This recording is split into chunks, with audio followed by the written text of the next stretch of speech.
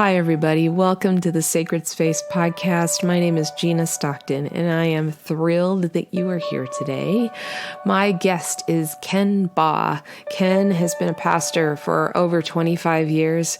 He started IDT Ministries in 2014 to disciple men and pastors in their walk with Jesus. He's passionate about discipleship, and he just released a book called Unhindered Abundance, Restoring Our Souls in a Fractured World. And I tell you what, our world is pretty fractured right now. Ken and I used to be on staff together at a church. He was the senior pastor, and I reached out to him to be a guest on the podcast before I even knew that he had a book coming out. His story is woven through his book, his story of being a senior pastor, the weight and pressure of all of that, him hitting a wall, really burning out, his subsequent firing from that position, and really being faced with whether or not he was going to allow Jesus to meet him in the middle of that pain, in the middle of that trauma, in the middle of his anger and hurt over everything that happened, and let Jesus bring transformation out of that, or to hold on to those things and be formed by his anger and bitterness. And it's an invitation for all of us. We all have a choice to let God, who is our Redeemer, come into those dark, hard places.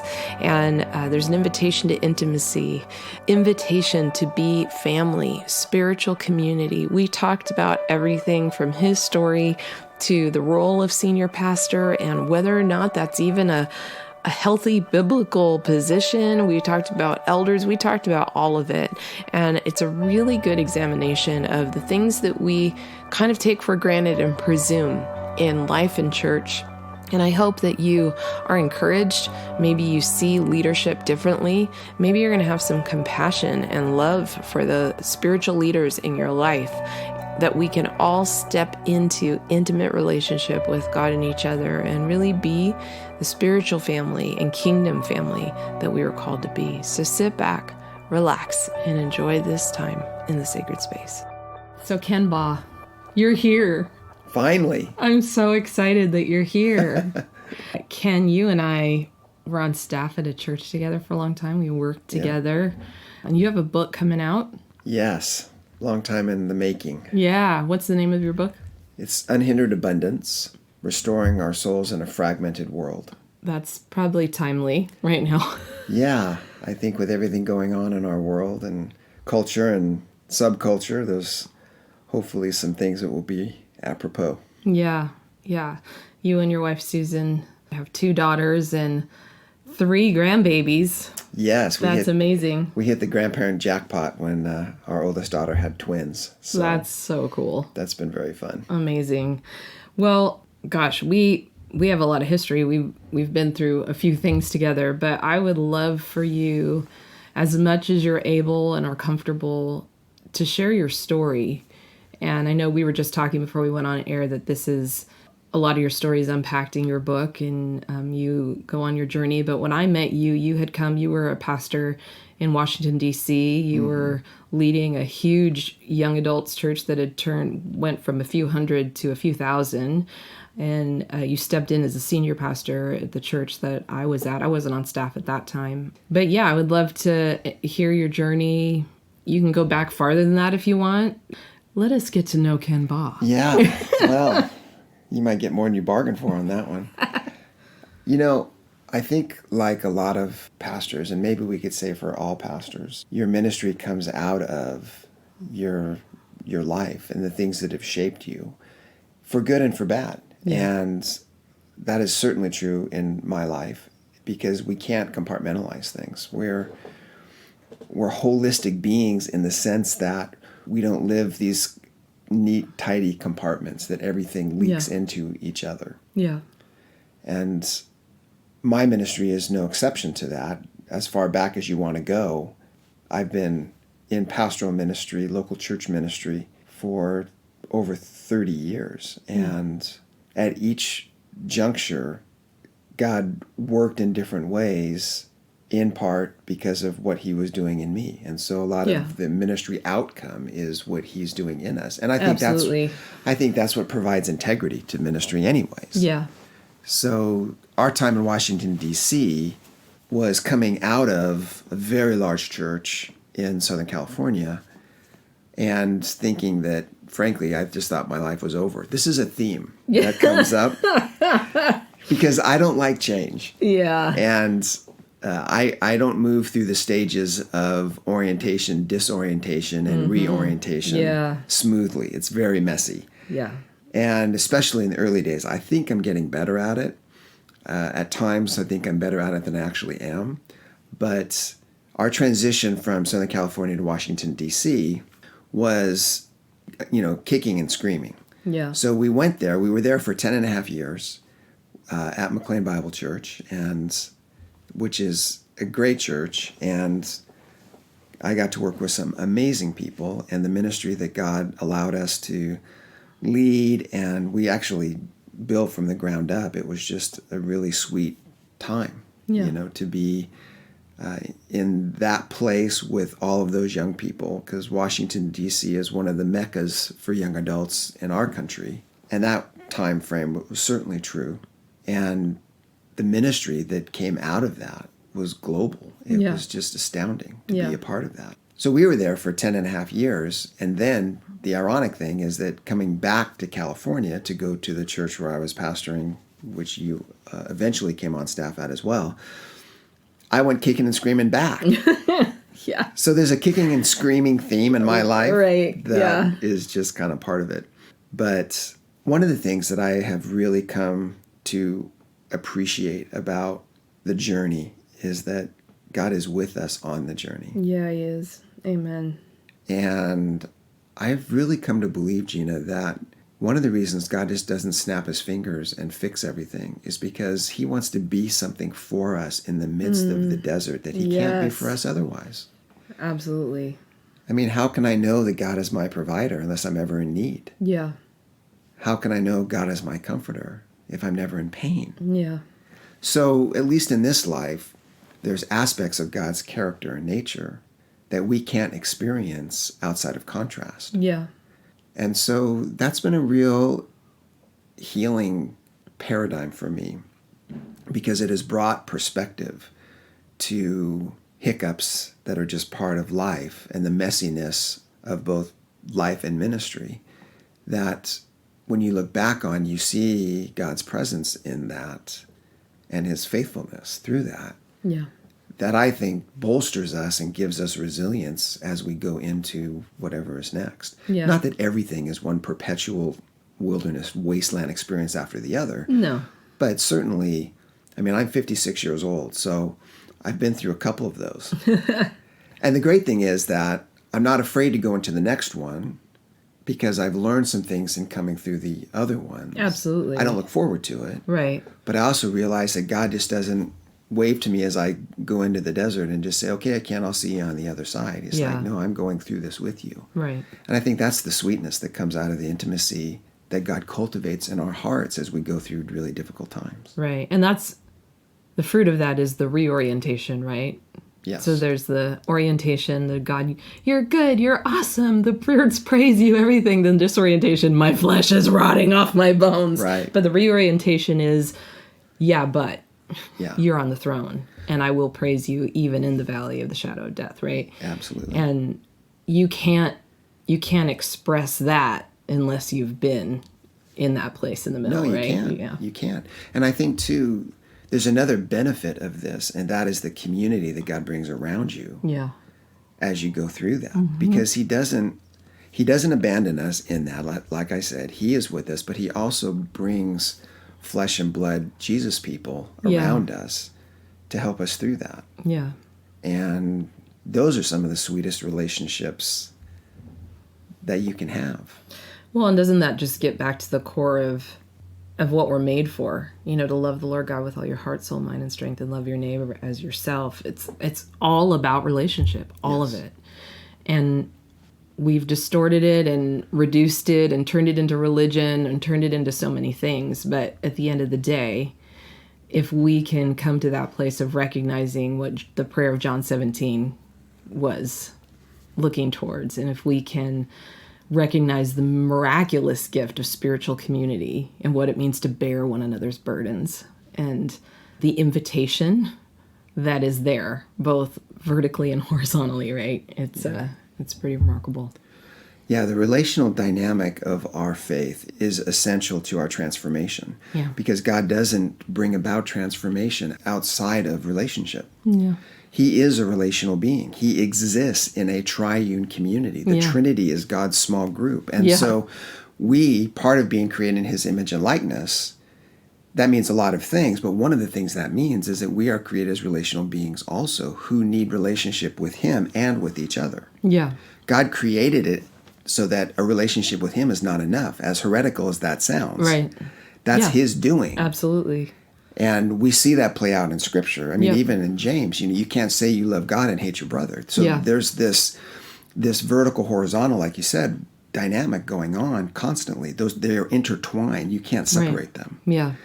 And we can't separate relationship from our transformation process. Yeah. But in the last 500 years or so of church history, we've really leaned more towards propositional truth as the means for our transformation than relationship. Absolutely. And it's not minimizing the importance of propositional truth in special revelation, right? In God's revelation in his word. I'm not minimizing that.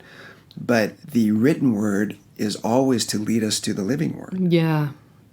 And I think the relational dynamic, and with that come emotions, with that comes the messiness of life.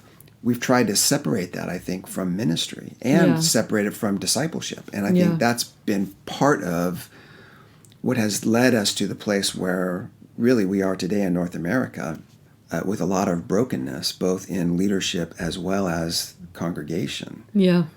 That maybe this current pandemic is both revealing, but also is maybe we'll look back on this at some point and see has been one of God's greatest gifts to us in the last 100 years. Yeah. Yeah, absolutely. Yeah.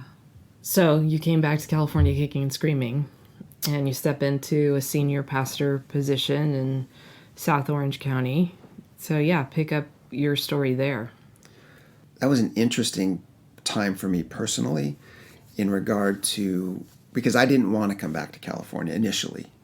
And I was actually in conversation with the senior pastor in Virginia about succession, and we were having conversations about that. There was no guarantee, but we were starting to have conversations about what that might look like, what a process might look like to bring that outcome, so forth.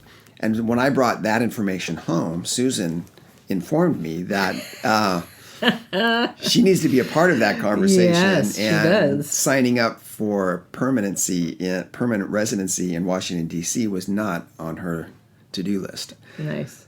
So that led to quite a bit of conversation and some hardship in our marriage because I was very resistant to that. And so as God does, he works on us and brings us to a place of recognizing change when it needs to take place. And so he brought us to Southern California, which is home for us. We both went to the same high school right here in town, and so this was not a foreign place. But living in D.C. for 10 and a half years, which is a very different culture from California, it took a while to kind of readjust to Southern California culture. Yeah, I remember you showed up and were wearing suits on Sundays for a lot. And to my defense, I still to this day would prefer preaching in a suit than otherwise. How many? This shows you the silliness of American ministry. How many meetings were we talking about? Oh man, now too Ken. many. Tie, no tie. Collar, no... Yeah, just Yes. the silliness. Yeah, Silliness. it was. But, and I get we need to adapt to our environment and, all that. But it is what it is. And so I slowly came around to, making some changes in my wardrobe, but reluctantly, I will say. Yes. Oh, I remember. Yeah.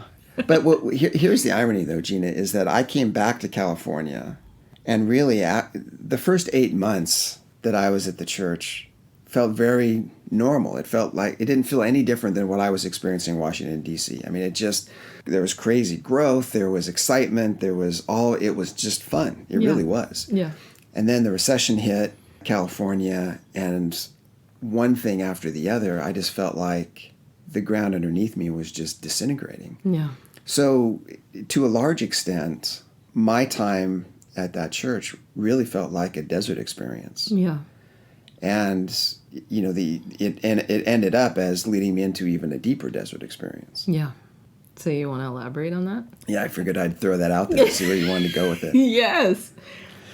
I want to go there. Yeah. I want to go there because, I think it's really important. I feel like you alluded to, 2020 has been a grand disruption and disorientation in the world, obviously, but definitely in the church in America. And I would say in the last 20 plus years, and I'm generalizing, so this isn't an accusation, this is just a generality, but we've become very good at placing the entirety of our spiritual maturity, well-being, and health on leaders, on institutions, on the organizations, on the personalities. And we don't allow them to be fallible, to have a bad day, to struggle. And the collateral damage of that is so many pastors and leaders hitting walls and falling out and just all sorts of things. And so I think what's super powerful is for you, yes, you're a pastor, a leader, so many years experience, you have your doctorate, you've done your dissertation, you have all of this, you've been positionally in all these places, but you're also a man. You're also a son of God who has been through a journey, and that journey has been painful at times. Very. And the choices we make in those critical moments determine how far we're willing to let God into those places. So I would love for you to share as much as you're willing to, because I think it's important for people to hear. Because I think one of the greatest, even as you were talking about the importance of relationship, so, the vertical and the horizontal and spiritual community and all those things. And one of the most insidious tactics of the enemy is isolation. Yes. Is to, whenever I'm disappointed, I'm hurt, I am full of shame, I'm dealing with self-doubt or insecurity or fear, whatever the case may be, and the enemy just starts to pull me away. I'm offended, I'm not going to go there anymore. I'm hurt, I'm going to protect myself over here, or whatever the case may be. And before you know it, I've lost that support system, those relationships that I was made for in people, and then ultimately the relationship I was made for with Jesus. I start to hide.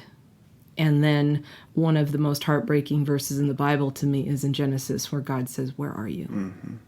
I would love for you to just share your journey in the walls that you hit and the things that, probably I would assume that you were tempted to isolate or to pull away or to run away. And how did God meet you in those places?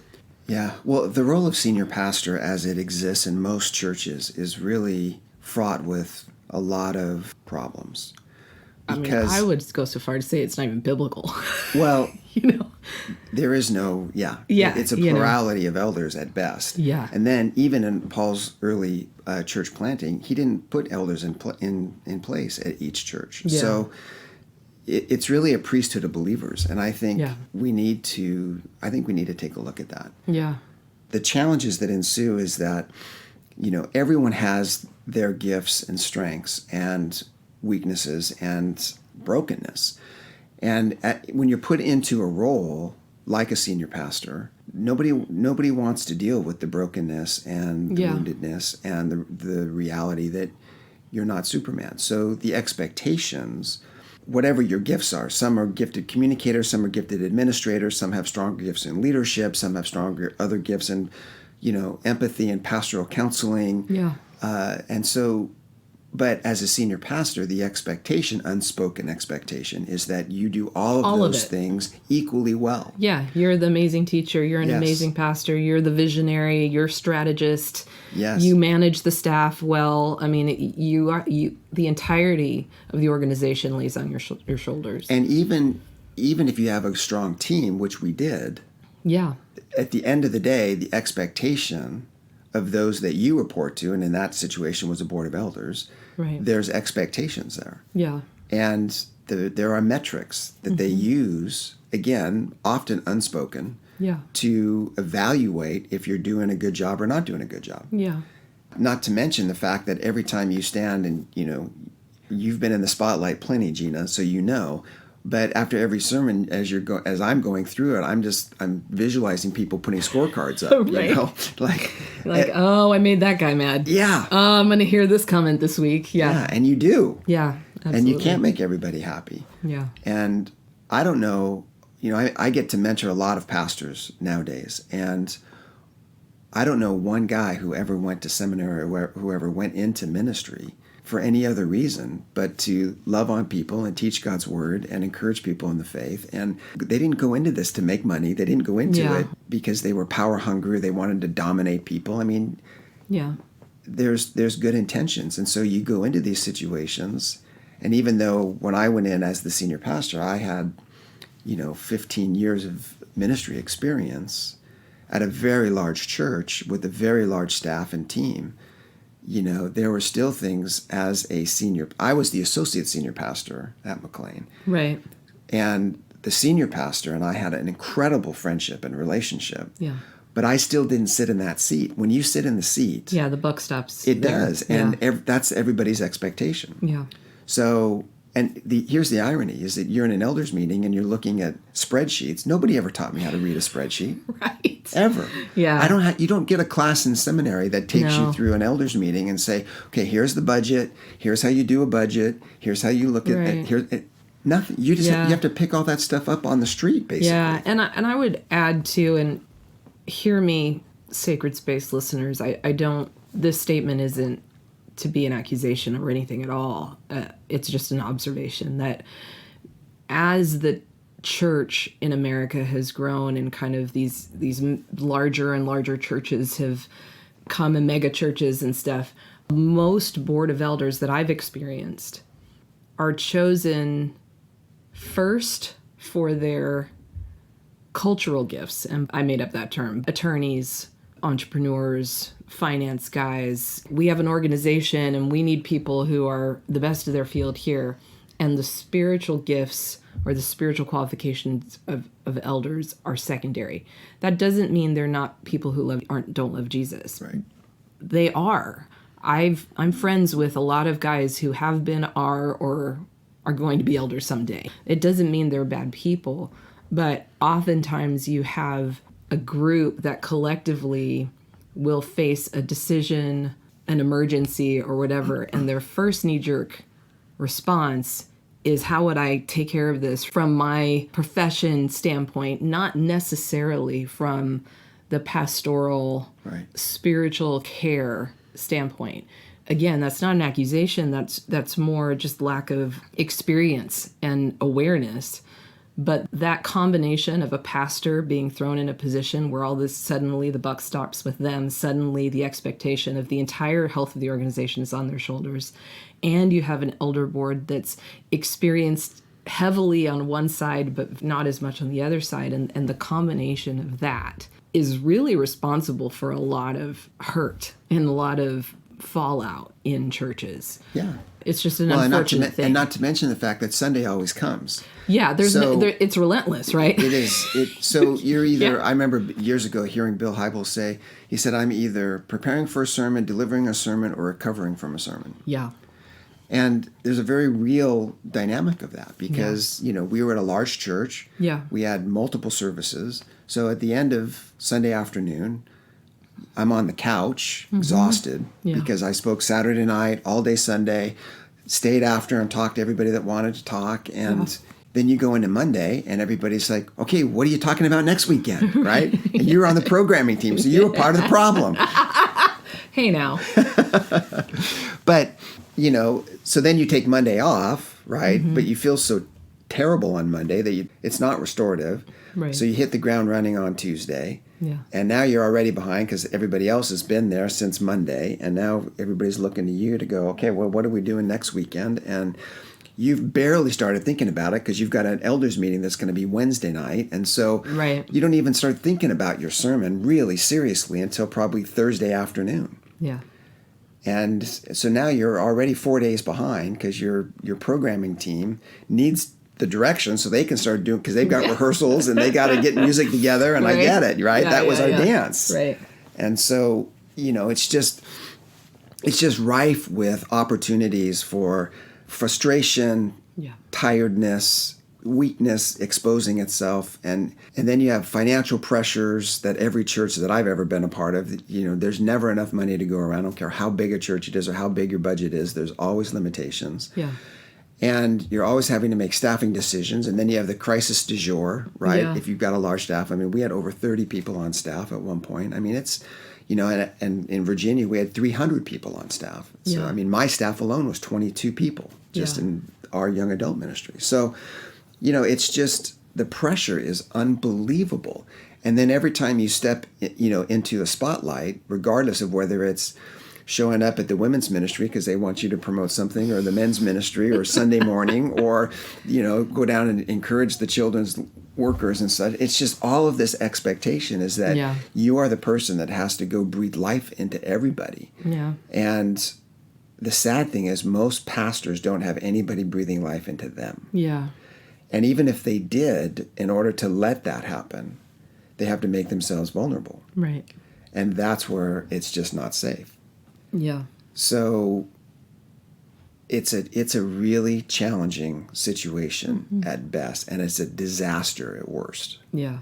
And sadly, we experienced the disaster part together. Yeah.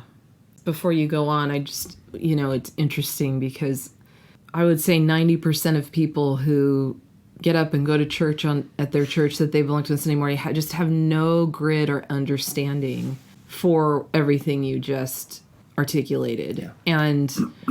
And then, you look at 2020, you add to that all of these pastors from tiny churches to mega churches leading through this year of division and uncertainty and division in the church. If you make me wear a mask, I'm not coming on Sunday. Yep. If you don't make everybody wear a mask, I'm not coming on Sunday. If you gather, I'm not coming. If you don't gather, like the amount of just weight that our leaders have had to stand under.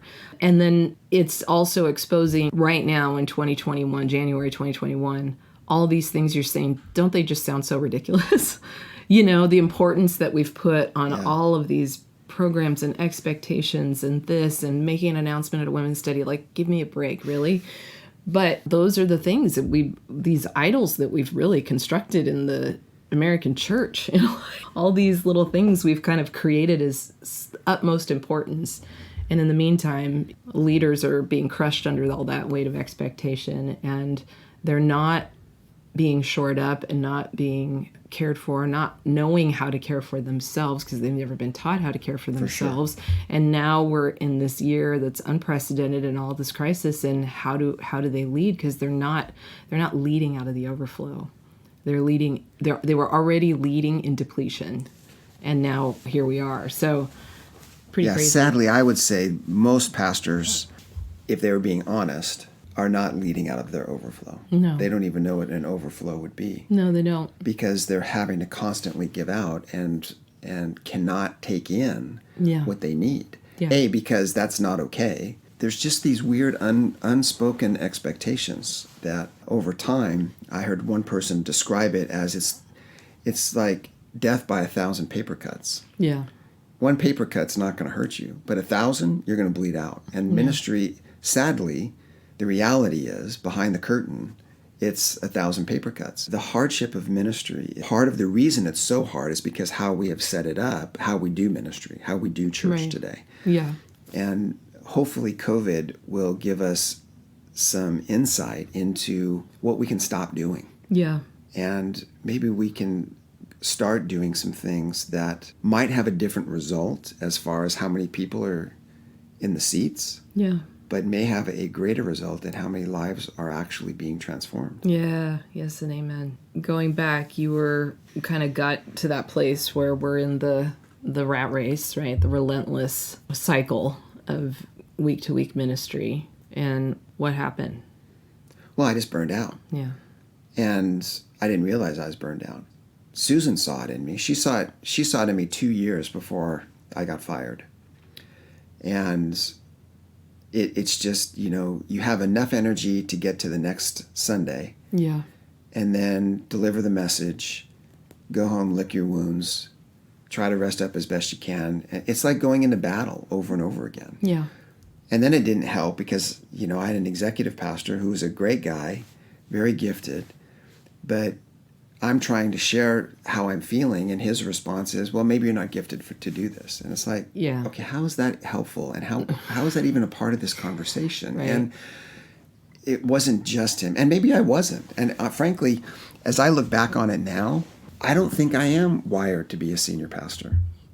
Well, I don't know that anybody is. I think that's true. We're going back to, I think that's the problem. And again, the point of this is not to point fingers. The point of this is more to bring an awareness.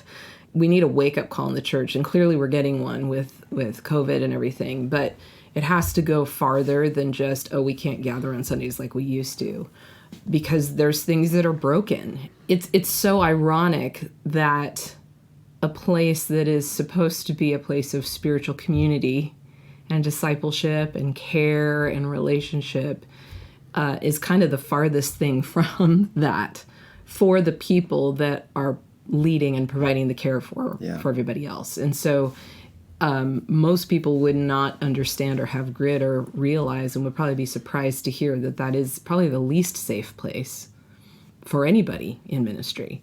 Trying to maintain something you think you're supposed to maintain, right? And that's another form of isolation. Isolation isn't just isolating from, you can be isolated in the middle of a lot of people. You can be isolated on a staff, right? Because the enemy just convinces you just got to keep going. You just got to keep pretending. You just got to keep. And the tragedy is he's probably right because as soon as you say something, that's the end of it. Well, and that's what happened. You were in the room. Yeah. When I told you guys, we were trying to plan a new series, and I basically had a panic attack the night before, which I'd never had before, because I couldn't come up with anything. Yeah. I was so completely depleted and exhausted. I had no creativity. Now I understand what was going on, both in hindsight and just in further training. I understand how the brain works now. I understand the dynamics that were going on and so forth, but I was just done. And I'm sitting in the room and looking at you guys, and that was the beginning of the end. Yeah. And sadly, it resulted in a termination. Yeah. Because, the leadership in place, and this is how I saw it, the way they were going to go about telling the congregation that I was done, I didn't feel was genuine. I wasn't in agreement with what they were doing. I wanted to identify the problems. Yeah. And then let's put a plan together. And if I can't turn it around, whatever the agreed upon issues are that we need to resolve, then I resign and move on. Yeah. That was never the deal. Yeah. It was already so broken in their opinion that, we can't put that in place. And it's like, right. How is it possible that the first time I'm hearing that there's a problem is it's too late? Yeah. How does that work? Yeah. As a senior leader, I don't care whether it's the church or whether it's the business world. You're in that position, and just because of the position, people don't tell you the truth. Yeah. People tell you what you want to hear. Most good leaders are not looking to have a bunch of yes people around them. Right. If there's a problem, tell me there's a problem, and then let's hopefully work on it together. Yeah. And you would think in the church we would be the place that would extend the most grace, have the most compassion, be the most long-suffering, and yet when you don't experience that, and you're in a position of, especially of senior leadership, and you're struggling with something, whether it's emotional or physical or whatever it is. Yeah. If you're burned out, well, maybe this is too much for you. Why don't we look at the problems here instead of just the symptoms? Yeah. Well, and I think, too, it's like even part of your thing, like, well, let's identify the problem and come up with a plan, which they weren't willing to do at that point. But even that is still organizational problem solving. True. And there was not anybody looking at you going, how do we care for Ken? It didn't seem that way. Well, and I would like to think that there were some of the elders that were doing that. I think there were, but the train kind of had already left the building. And I think that goes back to... Well, it left without me because I didn't know it had left the building. Right. until I'm the only one standing in the train station hello? going, with your bag. Can I? But, there's that. And this I've said for years, there isn't really training to be an elder, to steward spiritually and care for spiritually the leaders, and there really isn't a training for that. Like, how do you care for that? There is training in doctrine and theology. In doctrine and theology, but yes. there is not training. There's not even a paradigm, Gina, in most churches for soul care. No. That's a very, very new term. It is. That still a lot of churches and elder boards don't embrace. Like I said, I coach a lot of pastors, and in one particular situation, I remember talking to one of the senior leaders of some of these pastors, and it was like, well, pastors should take care of themselves. Yeah. And the assumption is that they are. Yeah. Well, they don't know how. Yeah. We weren't taught that in seminary. We weren't taught how to do self-care. That seems like selfish humanism stuff. Yeah. And so you've got all this woundedness and brokenness that you bring into, it's like marriage, right? Marriage is not, the people that have marriage problems, it's not the marriage that's the problem. It's all the baggage they brought into the marriage. Right. And so you've got two people, you've got two sets of bags, and now you've got all these dynamics that are going on. Well, that's true in any situation. That's why relationships are messy. That's why we need so much grace. Yeah. That's why, love covers a multitude of sins, right? I mean, there's all kinds of dynamics here that we can talk about in regard to how our communities are to function. Right. And be biblical, and yet how they tend to function. Yeah. And it's not that anyone's sitting there going, we don't want to be biblical in this, and nobody's... No. Well, that's the thing. Nobody's being malicious. No one's intending to destroy anybody's life or to hurt anybody. No. The farthest thing from the truth. But those patterns that we fall into and the presumptions that we make end up doing that. So instead of leaving the 99 and going after the one, elders and senior leadership tend to go, we need to protect the 99, Correct. so let's just let the one go because there's a lot at stake here, right? And it's ironic that we neglect to look at Jesus' model of leadership. I mean, look at, even with his disciples, he prepared his guys to even hit a wall and fail and fall. He told Peter, you're going to deny me. Mm-hmm. And he didn't let him go off. He brought him back in, right? Go tell my disciples and Peter. Yeah. So there's this grace and room for failure, for stumbling, for not getting it right, for doubting, for whatever the issue may be. And grace and intentionality, pursuit and love to bring back in. Unfortunately, that's missing most of the time. Well, and I think Jesus clearly was not interested in numbers. Yeah, right. Because he did not pursue the crowds. Yeah. He would respond to the crowds, and he had compassion on the crowds. Over and over again, we see that. But we've kind of flipped that around for some reason. And it may be, going back to what you said earlier, is that a lot of the men who sit in positions of elder are business people that bring with them their training and expertise. And a lot of these people are very gifted at that. Yeah. And my experience has been that there's this switch that gets flipped that as an elder, now it's my job to protect the church. Yeah. And I think that is the switch that once you think that's your job, I think God is plenty able to protect his church. Yeah. Our job is not to protect the church. Our job is to be good stewards with what God has given us and to care for each other and to create a community of love and grace and acceptance. And I'm not saying we don't deal with problems when they arise, and if there's challenges, leadership or otherwise, we don't address those. I'm not saying any of that. I'm saying we do that in a communal way. Right. That's like a family. Yeah. Family is messy. Yeah, it is. And church as family is messy. Yeah. You walked through some pretty, this whole situation was really hard. It was very hurtful to you and your wife. It was hurtful to the church. It was just, it was messy. It was hard. Well, and to my girls, too. It really damaged my absolutely. Girls. But God is a redeemer, and he does work things together for our good and his glory. It's not just a bumper sticker or a nice little Hobby Lobby thing that you hang on your wall, but it's a brutal, sometimes, path to that redemption. Yeah. And we have choices how we respond in the darkest times. And I said this before, you very easily could have just cut your losses and bolted and moved somewhere, far away, taken another job at a church and just pretended that never happened. Yeah. But you didn't. And you stayed and faced the ugly and the dark, you and Susan both, and allowed the Lord to meet you there.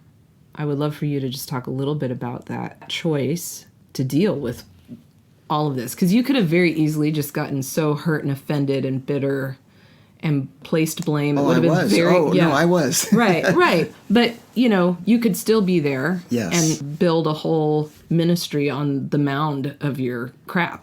Yes. Yeah. Well, and sadly, I think that's what a lot of people. That's what a lot of times happen. I don't know if you remember, Gina, but the series that I did right before I was terminated we did an 8-part series on forgiveness. That's right. Remember? Because I interviewed you on stage. That's right. During one of those talks. Yeah. And there were a number of reasons why we stayed. There was a really large, successful church that reached out to me and said, we would like to interview you, to become the senior pastor. And I did enter into that initially. Then it got to the place where it looked like it was going to happen. And I remember being really conflicted about it because I did not feel, honestly, there was a part of me that felt like I was going right back into what I had just gotten out of. Mm-hmm. And I was concerned about that. And I remember praying and asking the Lord, I said, Lord, I don't trust myself in this decision. So if this isn't right, take it off the table. And it was a week later, the chairman of the search committee called me and said, Ken, we've decided to go a different direction. And I was stunned because that is not the direction this was going. But I remembered what I had asked the Lord, and I really think the Lord took it off the table. Yeah. And I hadn't worked through some of the things that he wanted me to work through. Now, I feel like I'm still working on those things, so it's not that I've arrived in any ways, but I think there's been growth and progress. But the pain that I was in was exacerbated by what I thought had been resolved pain that goes way back into my childhood. Yeah. That really came out as I was writing my book, and just understanding and the clarity that comes out of my dissertation and just all the other work that I was doing. And I was doing double sessions in therapy for a year every week. Yeah. With a very skilled psychologist. Yeah. That had a huge impact. And it probably had less of an impact in the moment. It was the after effects of that. Yeah. Honestly, without that, I would still, I think, be stuck. Yeah. Another reason we didn't go someplace else is because I had just done that series on forgiveness and knew that I had to work through this bitterness. Yeah. Because if I didn't, it would consume me. Yeah. And destroy me. I was that angry. Yeah.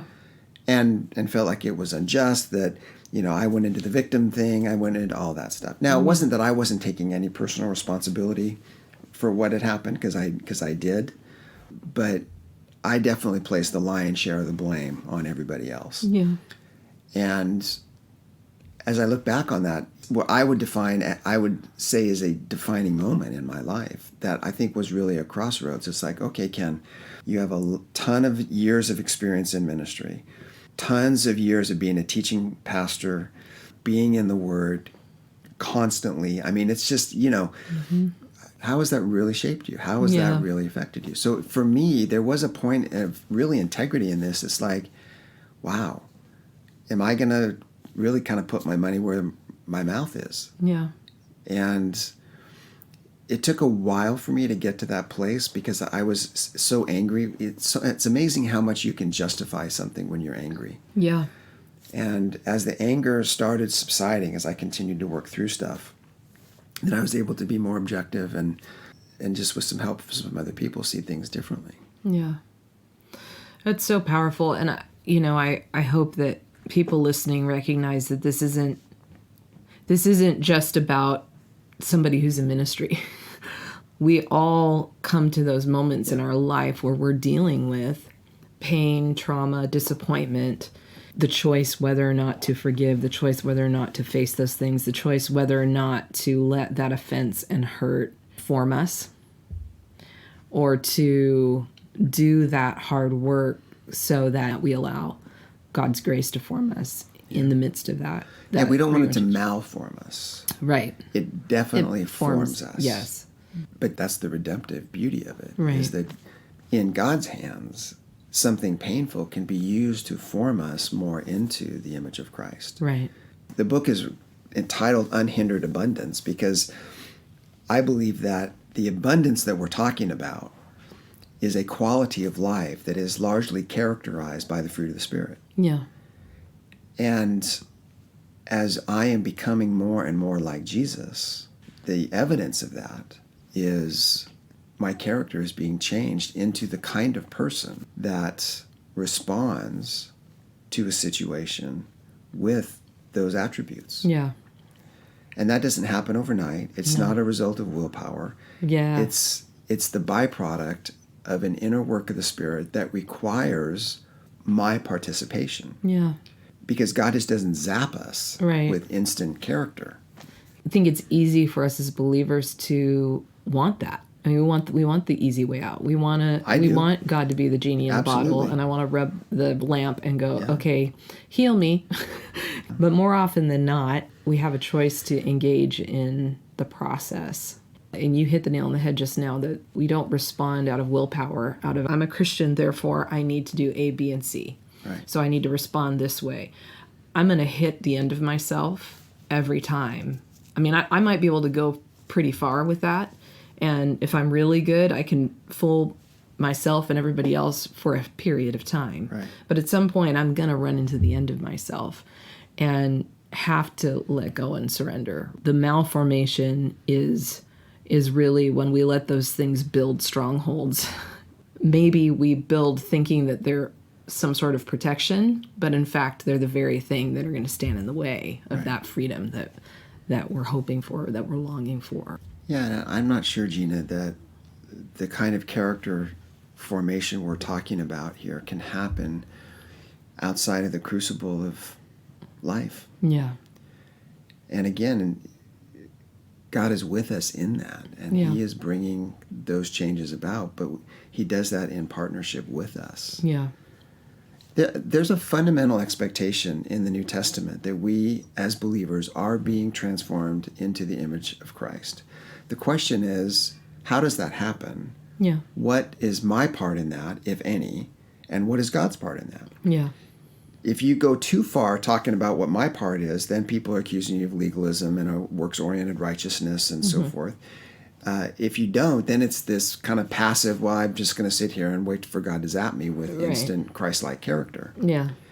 And so there's a middle ground where Dallas Willard talks about the whole aspect of training. And so there is a training dynamic that requires our participation. Yeah. And so in my book, I go through what that looks like and what are the specifics and the practical outcomes of all of that.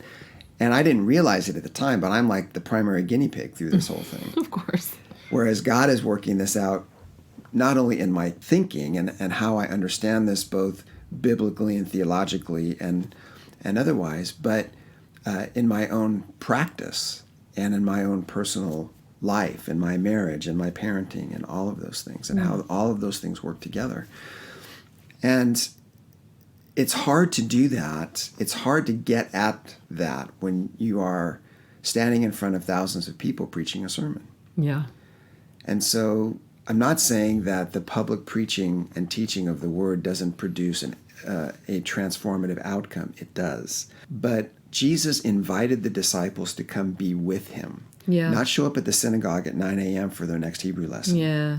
Yes and amen. So there is a life together that when you study the brain, you realize that character formation is not a left brain activity. So the left brain is focused on information, data, facts, and figures, and so forth. It's on the right side of the brain. Whereas everything gets processed first in the right side and then to the left. And it happens quickly, but that's the relational side. There's other components that are going on. And so in a very real sense, our character is formed by those that we are bonded to in relationship. And so there's this aspect of more is actually caught than taught. Yeah. So Jesus invites the disciples to come follow me, come be with me, come really do life with me. Yeah. And then he teaches them what it means to be one of his people. Yeah. So to be one of my people, Jesus says, my people love their enemies. Yeah. So I'm going to teach you that, and then I'm going to model it for you, and then I'm going to give you opportunity to do it and kind of instruct that and guide that along the way. And we're going to do that over a period of time so that your default when you are confronted by an enemy is not to lash out, but is to respond in love. Because, not because you're able to exert this Herculean effort in the moment to do that, but it's because you've become the kind of person that loves their enemy. Yeah, it's good. And in order to become that person requires gobs of time and relationship. Right. It doesn't just happen as a result of a really good series taught by a really gifted preacher. With really cool graphics. And great music. Right. It's so true. It's so much of church as we know it today is really just a cultural thing that's been built over years. It, the few thousand or a few hundred people gathering in one place, and then there's a little bit of music, and then someone stands up for the all-important sermon for 45 minutes, and then take an offering and have donuts on the patio. None of that is biblical. I'm not saying it's heresy, but those are cultural things that we've constructed. And that's, as hard as this year has been in a lot of ways, it's one of the things that I'm the most excited about, is that all of that's been removed. And we would be missing something very profound if, 6 months from now, everything's fine and we just try to go back to business as usual and we don't recognize the gift of the deconstruction and the disruption and do that very thing and actually go into the secret place with the Lord and go, okay, what do you see? What is your vision for the church, Big C, moving forward in this day and age? What does it look like to be in community and relationship with you and each other? Because there is something about that whole format now that just, for at least this is just me personally, that feels like old wineskins. It just feels like, I think we're done with that. I think it's time. And what does it mean for families and men and women and singles and young adults and people who are retired to start living their personal intimacy with God and stewarding that and then bringing that into community? Yeah, when our ministry comes out of our intimacy with Jesus, and we're actually ministering out of the fullness and not out of the vacuum. Yeah. I think we experience a deeper outcome. Yeah. And there's my dog chiming in. It just brings flavor to the whole Doesn't thing. Doesn't it? It's She's real. Like, yes, Lord. Yes, Jesus. Well, Ken, this is awesome. And I'm thankful for you, and I'm proud of you.